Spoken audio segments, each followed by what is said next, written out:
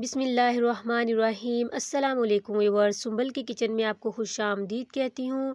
आज मैं फिर आपकी खिदमत में हाजिर हुई हूँ एक बर्थडे केक की रेसिपी को लेकर, जो कि बहुत ही डिलीशियस, सॉफ्ट और मॉइस्ट केक बनेगा। और ये केक दिखने में जितना खूबसूरत है, बनाने में उतना ही आसान है। और आज मैं ये केक आपको बनाकर दिखा रही हूँ बिना मार्केट वाली क्रीम के और बिना ओवन के।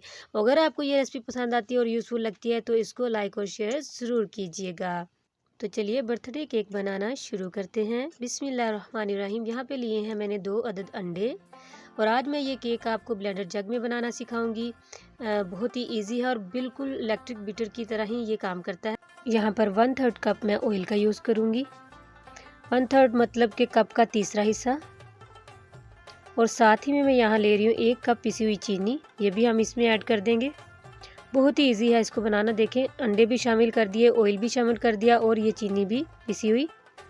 साथ ही में यहाँ पे मैं डाल दूँगी 3 से 4 जो ड्रॉप हैं वनीला एसेंस के। ये देखें 2 3, ये देखें, हाँ जी। तो इतने डाल देंगे और इसको बंद करेंगे और 2 से 3 मिनट तक हम इसको ब्लेंड करेंगे, जब तक कि इसका कलर इस तरीके का क्रीमी और वाइट सा हो जाए। तो इस तरह ये देखें ओ वाइट सा कलर हो गया। ये हमारा चीनी भी जो अच्छे से मिक्स हो गई। अब क्या करेंगे कि जो हमारे ड्राई इंग्रेडिएंट्स है, यहाँ पे ये 1.5 टीस्पून है और ये 1/4 टीस्पून है बेकिंग सोडे का, 1.5 टीस्पून था बेकिंग पाउडर का। तो ये आप याद रखिएगा कि 1.5 कप ही मेरे पास मैदा है और 1.5 टीस्पून मैंने इसमें बेकिंग पाउडर डाला है और 1/4 टीस्पून मैंने इसमें बेकिंग सोडा डाला है। अब यहाँ पे जो लिक्विड ही हमने बना के रख लिया था मिक्सचर, उसमें थोड़ा थोड़ा करके इस मैदे को डालकर हल्के हाथों से हम इसको एक ही डायरेक्शन पर हम इसको फोल्ड करते जाएंगे और अच्छे से मिक्स कर लेंगे और लम्स नहीं इसमें बनने देंगे, गुठलियाँ बिल्कुल नहीं बनने देंगे। और हल्के हाथों से हम इसको करेंगे। हमने बहुत ज़ोर ज़ोर से इसको मिक्स नहीं करना, जो इसमें एयर होती है वो फिर ख़त्म हो जाएगी। तो यहाँ पे जिस जग में मैंने इसको बनाया था उसमें थोड़ा सा लगा हुआ था, उसी में मैंने हल्का सा नीम गर्म पानी डाल के और इसको हिला के तो मैंने ये इसमें डाल दिया। ये ज़रूरी नहीं है, बस मैंने कर लिया कि चलो जग के साथ लगा हुआ तो वो भी थोड़ा सा उतर जाएगा। आप अलग से पानी नीम गर्म यूज़ कर सकते हैं या दूध यूज़ कर सकते हैं, जब आपको थोड़ा सा आपका बैटर थिक लगना शुरू हो जाए। तो यहाँ पे कंसिस्टेंसी इसकी बिल्कुल ठीक है। यहाँ पे मैं यूज़ कर रही हूँ 6 इंच का ये पैन है, घर का ही पैन है। असल में मेरे पास 8 इंच का जो है केक पैन पड़ा हुआ, लेकिन मुझे ज़रा छोटा बनाना था तो इसलिए फिर मैंने घर का ये बर्तन यूज़ किया। अच्छा, ये जब आप बर्तन में डालेंगे तो एक दफ़ा थोड़ा सा उसको टैप करें और एक किसी भी टूथपिक से उसको हल्का सा ऐसे कर लें ताकि बबल नहीं रहे। यहाँ पे मैंने घर का ही जो ओवन बनाया हुआ, एक मैंने छोटा सा पतीला रखा हुआ, ये इसमें मैं बेकिंग का ही काम करती हूँ। तो ये पका पका मैंने नमक और ये स्टैंड रख के इसको इसी चीज़ के लिए रखा हुआ है। तो यहाँ पे इसको मैंने दिए हैं 50 से 60 मिनट। तो यहाँ पे अल्हम्दुलिल्लाह बहुत ही अच्छे तरीके से ये हमारा केक रेडी हो गया। इसको मैंने ठंडा भी कर लिया है। अच्छा, जब आप इसको पतीले में बनाते हैं या कढ़ाई में तो ऊपर कोई ना मोटा कपड़ा ज़रूर दे दिया करें, तो ऊपर से भी फिर बहुत ही अच्छा कलर आता है। तो आप देखें केक का कलर ऊपर से भी अच्छा आया है, तो बहुत ही स्पॉन्जी बना है, आप देख सकते हैं। अब मैं इसकी ऊपर वाली जो लेयर है वो पहले ऊपर से ये जो उभरी हुई है इसका डोम सा बना हुआ है वो हम अलग कर लेंगे। और आज मैं आपको एक और ट्रिक बता रही हूँ केक की कटिंग की। यहाँ पे हम लगाएंगे इसको, मैं 3 लेयर्स में कट करूँगी। तो यहाँ पे मैं निशान लगा लूँगी ऐसे, ये आप देख सकते हैं। वैसे तो इस नाइफ़ से भी मैं अच्छे से काट लेती, लेकिन मैं आपके लिए आपको बता रही हूँ कि इस तरीके से इसको हम निशान लगा लेंगे। फिर एक लेंगे धागा, नलकी ले लेंगे और इस तरीके से वो निशान जो जो हमने लगाएंगे उसमें इस धागे को हम सेट करेंगे और ऊपर हाथ रख कर हम हल्का हल्का इसको इस तरीके से खींचेंगे तो बहुत ही अच्छे तरीके से केक की जो है वो कटिंग हो जाती है बगैर नाइफ़ के भी। तो ये आप देख सकते हैं, ये देखें कितना प्यारा कट हो गया।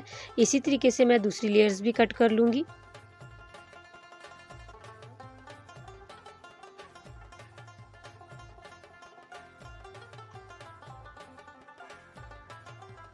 तो ऊपर हाथ रखेंगे, थोड़ा सा पुश करेंगे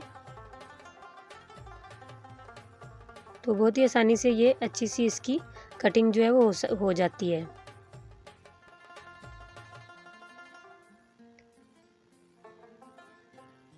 तो ये देखिए माशाल्लाह कितनी प्यारी इसकी कटिंग हो गई है।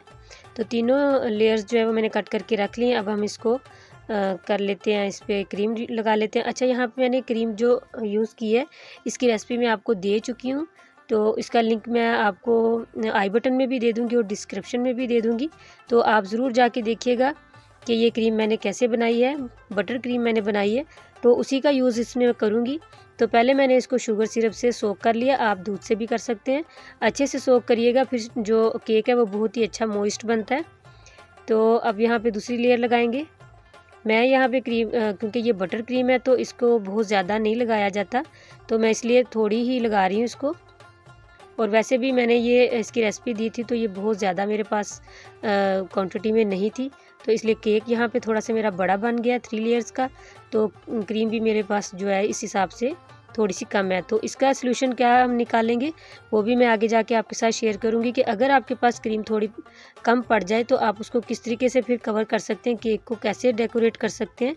तो यहाँ पे जितनी भी थी फिर मैंने वो सारी लगा दी, और कुछ क्रीम थी मेरे पास उसमें मैंने कलर भी फिर डाल के डिज़ाइनिंग करनी थी। तो ये ऊपर का जो हमने उभरा हुआ हिस्सा निकाला था इसको हम क्या करेंगे कि यहाँ पे इसको मैं दे रही हूँ लेमन येलो कलर, हल्का सा ये देखें सिर्फ 1 ड्रॉप मैंने यहाँ पे लगाया इसके साथ। ये देखिए इस तरीके से हल्का सा बस लगाया, टच किया।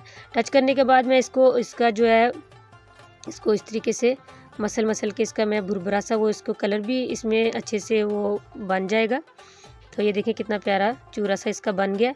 तो अब जैसे कि हमारे पास हमारे केक पे बहुत ज़्यादा जो आइसिंग नहीं हुई थी, तो अब हम उसको कैसे कवर करेंगे। तो इस तरीके से आप अपने केक को डेकोरेट कर सकते हैं।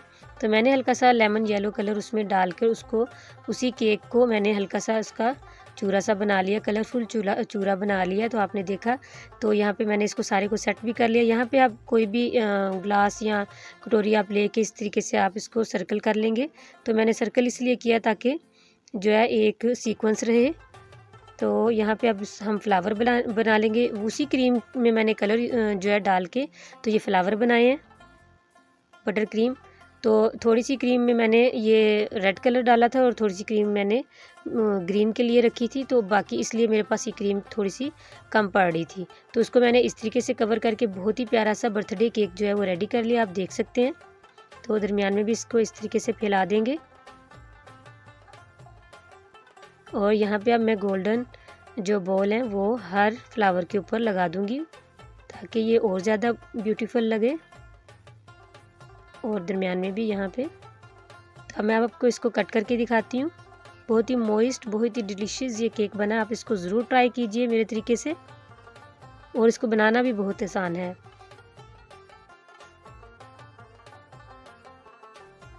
तो उम्मीद है कि आज की रेसिपी आपको बहुत ही अच्छी लगी होगी। अच्छी लगी है तो इसको लाइक और शेयर ज़रूर कर दीजिए, और एक प्यारा सा कमेंट भी ज़रूर कीजिएगा। इसी के साथ मैं इजाज़त चाहती हूँ, दुआ में याद रखिएगा। मिलूंगी फिर एक नई और आसान रेसिपी के साथ। अल्लाह हाफिज़।